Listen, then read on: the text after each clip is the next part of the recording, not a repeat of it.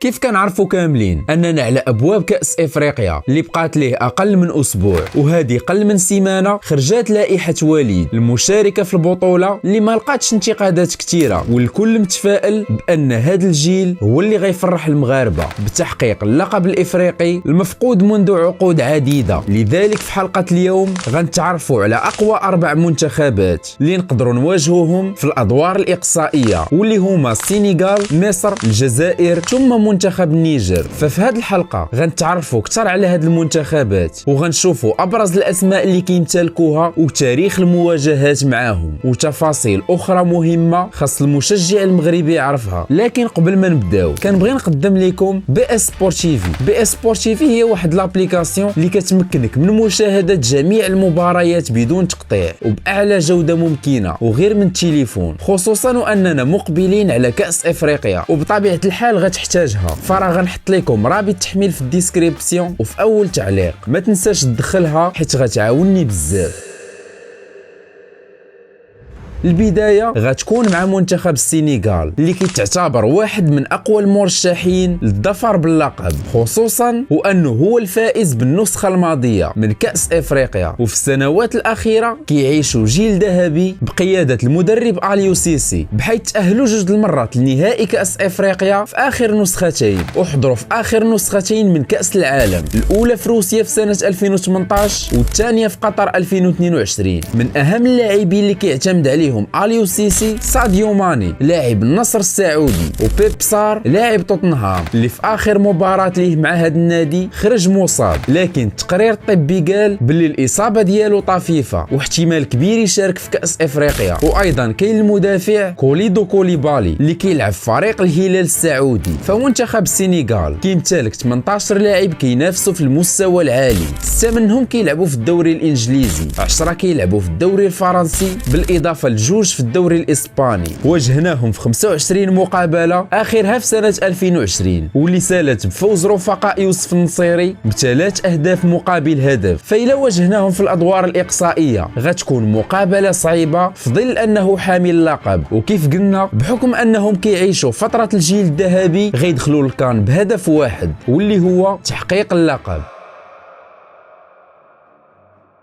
ودابا ندوزو لأفضل منتخب في تاريخ البطولة الإفريقية، واللي هو منتخب الفراعنة، المنتخب المصري اللي في كل نسخة من البطولة يا إما كيحقق اللقب أو كيلعب النهائي. فراه كيتعتبر أكثر منتخب تحقيقا للكأس الإفريقي برصيد 7 ألقاب. فاللائحة اللي أعلن عليها المدرب روي فيتوريا لقات العديد من الانتقادات من طرف الإعلام المصري. فصراحة في وجهة نظري كنشوف باللي هذه اللائحة كتحتوي على أفضل لاعبين اللي ممكن يمثلوا مصر، 7 لاعبين من نادي الأهلي، و7 لاعبين من نادي بيراميدز، و7 محترفين في أوروبا، بالإضافة ل3 لاعبين من نادي الزمالك. فكيف لاحظنا أن المدرب اختار عدد كبير من اللاعبين الممارسين في الدوري المصري، هذا الشيء كيوضح أن المدرب غيعتمد أكثر على روح المجموعة وغيحاول يكون فريق منسجم ومتجانس. وكيف كنعرفوا أنه من أخطر الفرق في كرة القدم هما اللي كيكونوا فيها أغلب اللاعبين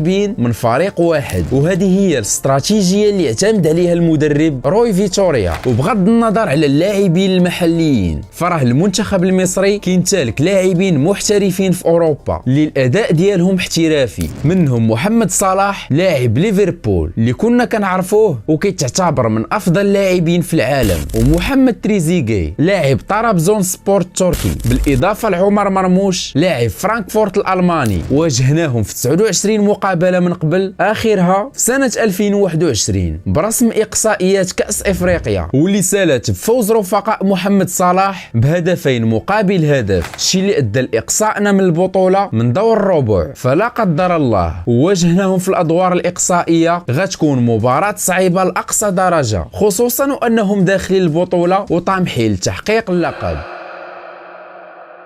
فقبل ما تكمل الحلقة ما تنساش لايك وسبسكرايب والاشتراك ديالك في القناة، من أهم الأهداف ديالي لأن الوجود ديالك غيدير الفرق.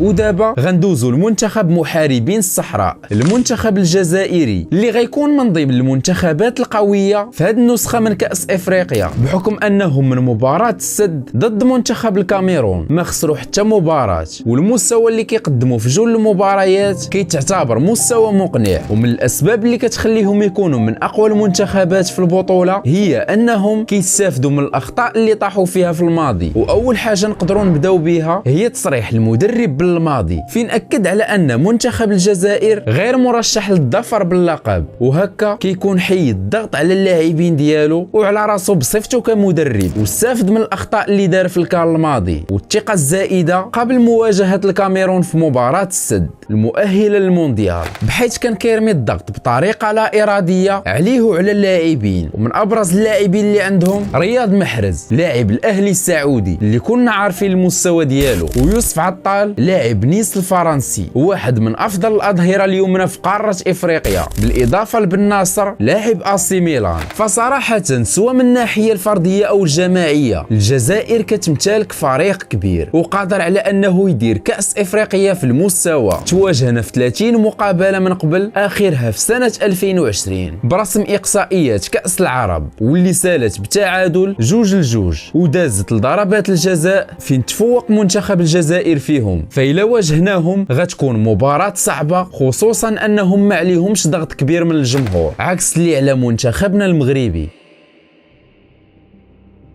ودابا ندوزو لاخر منتخب معنا في حلقه اليوم، واللي هو صاحب اعلى قيمه سوقيه في قاره افريقيا، المنتخب النيجيري تحت قياده المدرب البرتغالي خوسيه بيزيرو، اللي من اهم الاسماء اللي كيعتمد عليها فيكتور اوسيمان لاعب نابولي الايطالي الفائز مؤخرا بالكره الذهبيه الافريقيه، وصامويل شاكويزي لاعب نادي AC ميلان، اضافه للاعب إيناتشو لاعب ليستر سيتي. فمنتخب نيجيريا كيمتلك 17 لاعب محترف في أوروبا، 8 منهم في الدوري الإنجليزي وما تبقى من دوريات مختلفة. فكيف شفنا بأن منتخب نيجيريا كيتوفر على أسماء جيدة كتنافس في أكبر الفرق العالمية. تواجهنا معاهم 11 مرة، ربحنا 5 منهم وخسرنا في 5 وتعادل 1. هادشي كيبين الندية الكبيرة بين المنتخبين. فصراحة مواجهتهم في الأدوار الإقصائية غتكون صعيبة بزاف، خصوصا وأنه ما شاركوش في كأس العالم، شي اللي كيخلي الأوراق ديالهم غير مكشوفة على عكس منتخبنا المغربي. كأس إفريقيا كان ولا يزال عقدة كل مشجع مغربي، بحيث في كل مرة كنقولوا باللي هذا الجيل غينهي العقدة وغيحقق اللقب الغائب، كيطرى العكس وكنخرجوا من الأدوار الإقصائية، وكتزيد تقتل ثقة المغاربة في منتخب عمرنا فرحنا معاه بشي لقب، باستثناء لقب 1976 اللي أغلب من حضروا ليه دابا راهم تحت التراب. فإلى متى غتستمر هاد العقدة؟ وإمتى غنفرحوا مع المنتخب بشي لقب؟ هادشي اللي غنعرفوه بعد نهاية البطولة. حتى لهنا كنكون وصلنا للنهاية. هادو فيديوهات اخرين متاكد انهم غيعجبوك، ما تنساش لايك وسبسكرايب وتشترك في القناه وتاكتيفي الجرس باش يوصلك كل جديد. كان معك خوك سعيد، مع السلامه.